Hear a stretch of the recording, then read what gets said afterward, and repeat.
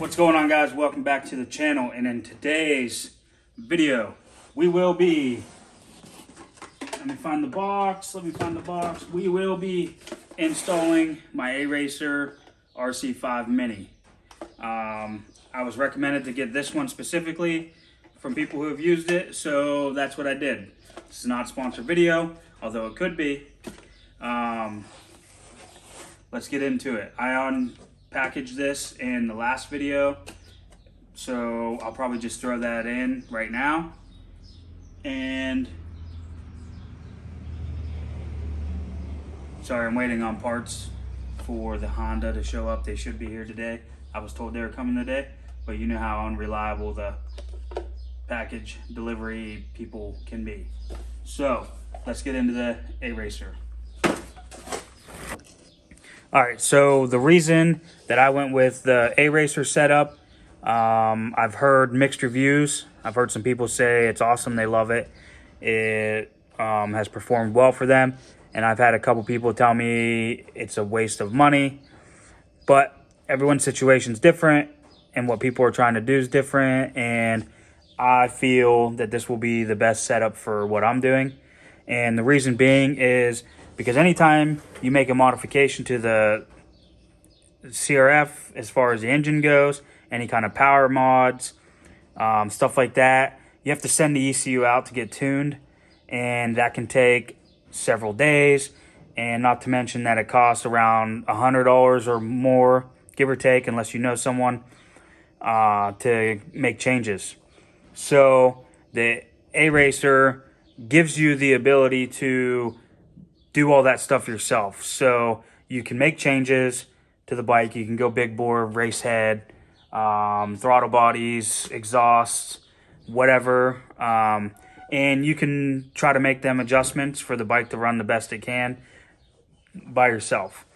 And that works for me best because I'm the kind of person who will buy a stock bike. I don't buy modified bikes because I like the experience of doing that myself. And I don't fully build. I'll never buy a bike and then buy all the parts to fully build it and then put them all on at one time. That's not who I am. I don't do that kind of stuff. It's perfectly fine if you do. Some people just want that instant power right now and they don't want to wait. That's perfectly okay.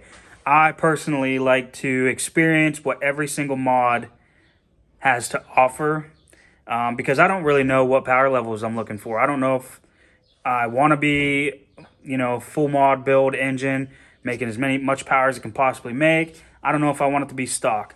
So I buy a stock bike. Of course, I do suspension stuff first, and then I go ride it. And I spend some time on it. I see what I don't like about it. Maybe it has no bottom end. Maybe it doesn't have enough top speed. Maybe the gear ratios are weird, whatever. So then I can start to pinpoint what mods I'm going to do first. And then I'll do one thing at a time. I'll do a cam, and I'll ride it for a little bit and see what kind of change that cam made for me specifically. And then I'll know where I need to go from there. Maybe it's making good top end power, but I need to make a little bit more down low. So then I got to figure out what I got to do to get it to make power down low. Maybe it's still too slow. Maybe my friends that I'm riding with have big bore kits. So now I need to make more power. So that's why this ECU setup is going to work for me, because I can do those things and just make the adjustments right now. And I don't have to send my stuff out and keep paying over and over to get different tunes made and wrote up. And there's other options out there. There's DynoJet that you can get from Cameron Jones Racing. You can get three different tunes on that DynoJet, and he'll send it to you. So you could do stock with a tune, so it's not fully stock. And then you could do throttle body upgrade tune with an exhaust. And then you could do like a big bore full-blown setup. And as you make them jumps, then you already have that. But me specifically, I like to do one thing at a time. So I put an exhaust on it, never got it tuned, but it's only a slip-on. I don't think it makes that much of a difference to really have to get it tuned. And I had a cam in my bike when I first put it together, because that's what came with it when I bought it. And if you want to see how I got the bike and the things that I've done to it, just go back in and check some of the older videos. I did not buy it brand new, and I did not buy it running. So it came with the cam, so I just reused it. All right, so first things first, pull your seat off, pull your plastics off. Realize that you don't care about your bike enough, and don't wash it good. Just kidding. It's actually broken. We just got back from a ride day, track building situation, and the shock is broken. Go back and check the last video to see that. So I haven't had a chance to wash it. Shock should be here today. That's parts I'm waiting on. But let's get into getting this set up. I've never done this, so let's see how it goes. Can't be too hard. All right, now that you got your seat and stuff off, this is your stock ECU. This bracket's by Mini Moto Nation. It was on the bike when I got it. They are also the ones that tuned this bike for its current setup. But we're making modifications, and the Aracer is going to allow us to handle that ourselves.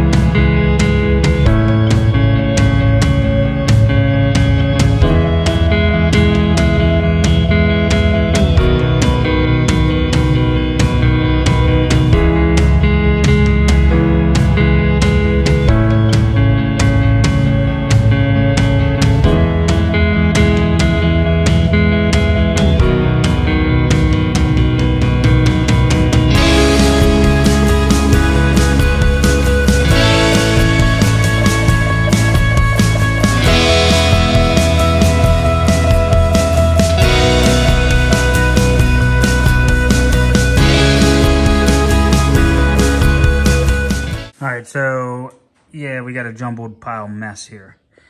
Some of this is temporary. The AF2 setup, that's just so we can do the auto tuning. And then once we got it auto tuned and saved, we can pull all that stuff out, including the wideband. So 90% of these wires will be gone, so I'm not gonna fasten them down. The only thing that will be fastened down is going to be the Bluetooth module. But we will get that fastened down once these wires are out of the way, and we should be good to go. So the reason why I will switch to the Aracer, you know how I was saying about the mods, but the first mods that I'm going to be doing is stock Grom throttle body and intake manifold. They are 24 millimeter, so it's an upgrade over the stock Honda stuff. I have them right here. This is the Grom throttle body, and once I get the Honda one off, I'll show you side by side. And this is the Grom intake. All right, guys, so here is the Grom throttle body. Here is the stock Honda. You see there's quite a size difference. This is a slightly ported stock intake. This is the Grom stock intake. Pretty big difference. Supposed to help give you quite a bit of power gains. I'm gonna get this stuff all slapped in and load up a tune, start it up and see how it runs. All right, so we got the Aracer in, wires in. We actually already tuned this and did everything that we were gonna do. We already welded our O2 sensor bung in, and we had the AF2 gauge on, or sensor on, and we already went through the processes. I wanted to kind of get a grasp on it before I explained in a video, just so I kind of had an idea what was going on. So we got that on. We got our new shock on, and I'm actually gonna throw you guys on my GoPro, and I'm gonna open up the app, turn the bike on, and kind of show you guys what it looks like, how it works, and everything that you can do. and then we're gonna go take it for a rip, and I'll show you how it runs.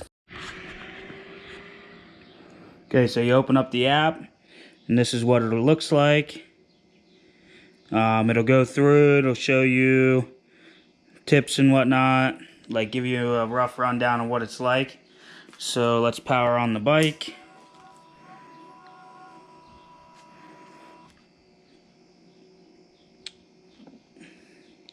And now we are connected. So when you first set all this up, you swipe over, you go to settings, and down here you'll find where your Bluetooth link is. So you can see it's the bottom one, and then it's actually has the ability to hook up to my GoPro through Bluetooth, which we're not going to do that. So you go into there, you hook up, and the first thing you do is you're going to go into quick burn, and then it'll come up with your Honda, and then when you click flash, well, you'll see they'll give you an option of preset tunes to pick through. There's 3 of them, one for basically stock, and then this one here that you see, and then one for big bore. So once you do that and you burn it on, you go into here, you go to calibration, you have your AF2 on, you'd click auto tune, turn that on, and then you just start riding the bike. Give it a good, I wouldn't say anything less than a half hour and of riding. Go out, ride it just like you would any other time you get on the bike and ride.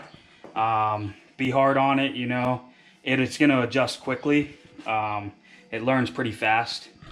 So then once you've ridden it for a while and you're happy, if it feels good everywhere you want, you would turn it off. And when it says, like, we'll go on real quick and then we'll turn it off, it'll ask if you want to save it. You'll click yes, and then you'll go in and put in like whatever you have done to your bike or whatever you want to name that map. And then you click on map. As you can see, I auto-tuned it, but I didn't ride it long enough, and I saved it, and then I re-auto-tuned it. So then you just click on the one you want. It'll say load, you click yes, and then it's going to load it to the ECU, and it goes pretty quick. Then you click OK, and the bike's ready to go.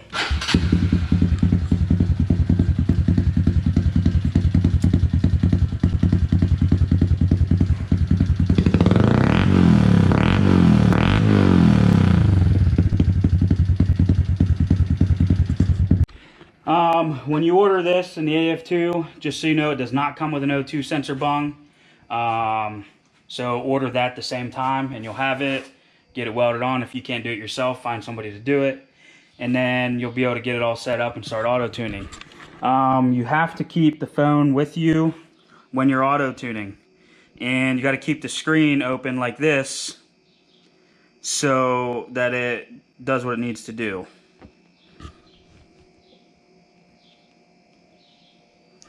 And then you can see, you'll be able to see like your RPM, your AFR when it's hooked up, and all these other things. And now once you get your auto tune, say you're happy with it, but you want to make a few adjustments, you can go in, you know, like your fuel base. This would be to command more fuel from your injector. And then like fuel adjustment, this is your fuel map, and you can add or subtract fuel in any of these areas. You could have your target AFR set to what you want the bike, how lean you want it to be, how rich you want it to be. And then like you can do the backfire, which I don't do. You can adjust get your idle where you want it, make it all happy. You can adjust your rev limit on the fly. So I believe that's it as far just as a rough guide. There's some videos out there that go further in depth with this. I am still new to it, so I don't want to steer anyone down the wrong path. But we will get my phone set up on the bike with my janky zip tie set up, and I will throw you guys on my helmet and we will go around my trail real quick and you can see how she runs. All right.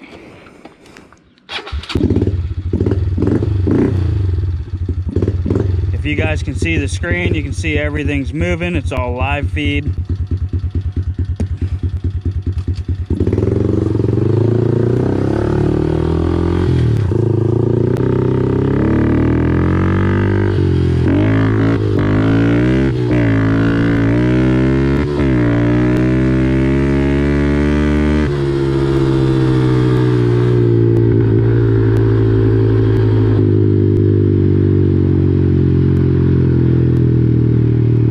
Just rain, so it's gonna be a little muddy, but we'll make do.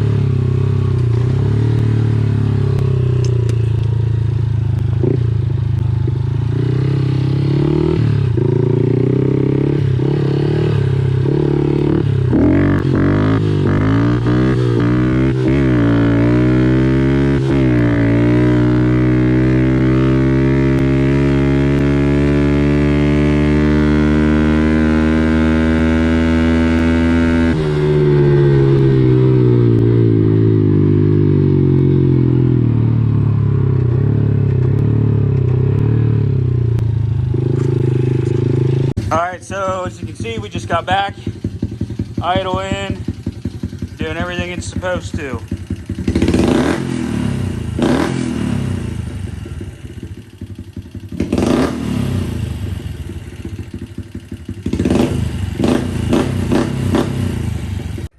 Well, there it is. That is my Aracer RC5 Mini setup with the AF2.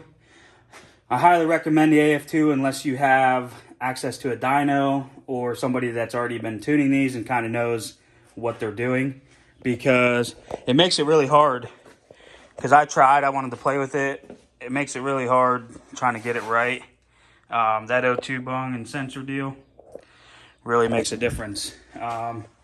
So I've been riding it for about a week now, and my honest opinion is this is the best setup to go with, because I can make modifications now, never have to send my ECU out. All I gotta do is put the AF2 back in and start riding it. So it's pretty cool, makes it fast and easy. With the AF2, just about anyone can do it. So get rid of that zip tie. So really, it's kind of hard to screw up. It's got a lot of fail safes in it to really help you keep from blowing your bike up. Also, that was just my little woods loop that I got up there. It's pretty fun to just rip around. There's a bunch of trails back there if you guys are interested in trail riding videos. Maybe I can get some buddies over here and we can get the pit bikes out and go blaze some trails. But anyways, that's going to be it for this video. Hit that like button if you enjoyed any part of this video or learned something. Subscribe if you want more videos like this or more riding videos. And share it with your friends. Let them know. Maybe your buddy's got Hondas and they want to run a similar setup. Just a quick repeat. I have Grom throttle body and intake, TB parts cam, high compression stock bore piston, and that FMF slip-on. That is it for mods. As you can see in the video, this bike will pull first, second, and third. It'll rip the tire right up off the ground. If you were skinnier, it would do fourth as well. My buddy was riding it. He's like 100 pounds, and this thing was banging fourth gear, standing up in a wheelie. So, a big power difference. Huge power difference from stock, and you don't really do all that much. Parts are cheap to get. You just buy used Grom parts, really. But make sure to leave a comment down below. If you got any questions on this, I will answer them, and we will catch you in the next one. Peace.